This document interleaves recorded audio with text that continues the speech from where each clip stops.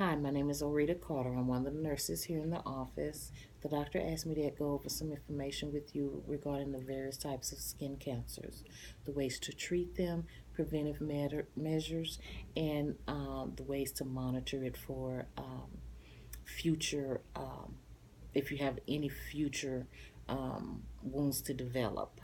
Um, and we also will go over, touch a little bit on those that are most likely to develop these skin cancers. I know you may have some concerns.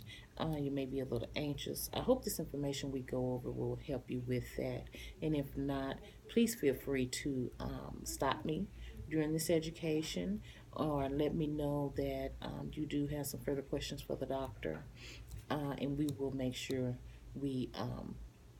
we will make sure that we address those issues with you. The first one is the basal cell carcinoma. This is the most common type of skin cancer. It develops as may appear as a pink or pale color. They may get red as it continues to develop. And it will be more of like a bump. It develops very slowly. It usually doesn't spread if you detect it and treat it early, but if you don't and you let it lingers on the skin for a long time, it can spread down deep into the dermis, into the deeper part of the skin, and cause damage. So you want to make sure you detect that early so the doctor can start monitoring that and treating it. The second type is the squamous cell carcinoma. It's not as common as the basal cell, but it also develops slowly. Um, and it will develop more of like a flat patch that has a rough feel to it. It may be scaly. It's going to be like a red brown color, reddish brown looking color. Um, it can definitely spread if left untreated as well, but it will spread more to the lymph nodes, um, and other organs. So you want to make sure that that's one that you get treated and monitored by the doctor as soon as possible as well. It can be very dangerous. The third type is the melanoma, and the melanoma is more like the moles that you see on people's face, necks. Sometimes it's other parts of the body, but mainly the face and neck. Those are the areas that the melanoma really appear the most, and kind of like like the squamous cell, because the squamous cell will appear more on the face, neck, ears, lip, those areas that are really exposed to the sun the most. So that's what also the melanomas or moles will where they will appear as well the most. We need to make sure the doctor is looking at that growth, because it's more of like a growth on top of the skin, and it's usually black or brown. He needs to monitor the shape, the color, um, the size, if it's growing or not. Make sure he definitely monitor those, because the melanomas are most dangerous out of the three.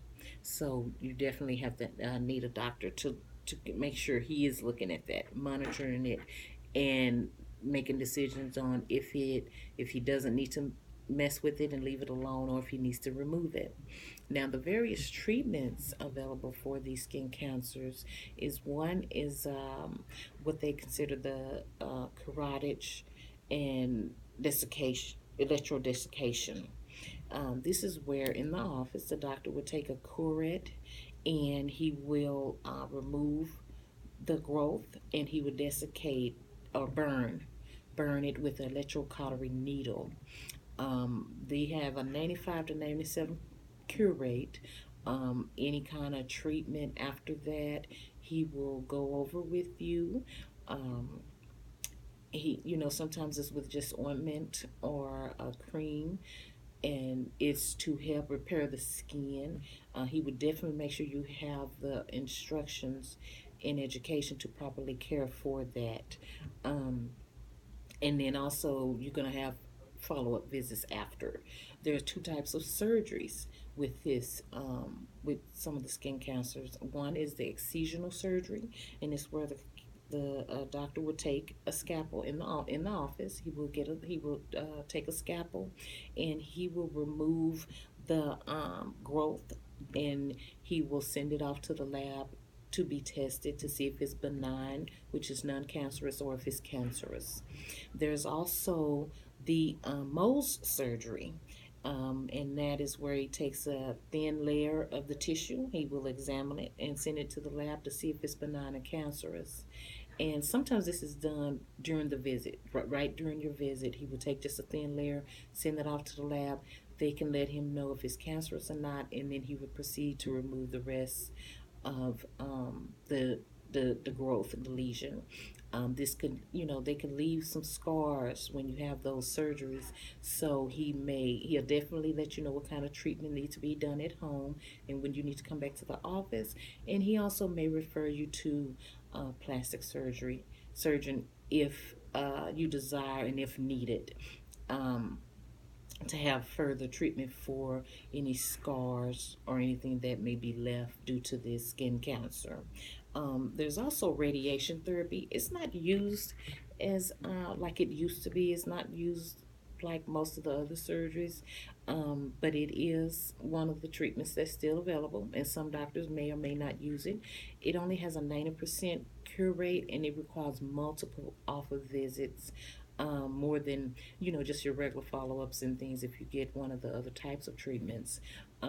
So that it is just kind of just not used as much with all of the other advancements in technologies that's out today. And you also have the cryo surgery where he takes liquid nitrogen and freezes the wound, the growth, and he will continually do that until that layer of outer layer of skin is frozen, pretty much hardened, and then it can fall off or peel off. With both of those, there's definitely going to be treatment after that. Once that layer of skin is off, and depending on how severe the scar, the wound is, once get that cancerous part off, whether he's going to do just regular treatment with ointment or cream, or if he need to refer you on to plastic surgeon or not, that will be up to the doctor. But they are the radiation therapy, like I said, is only a 90% cure rate. The cryosurgery, you have more of like a 95% cure rate.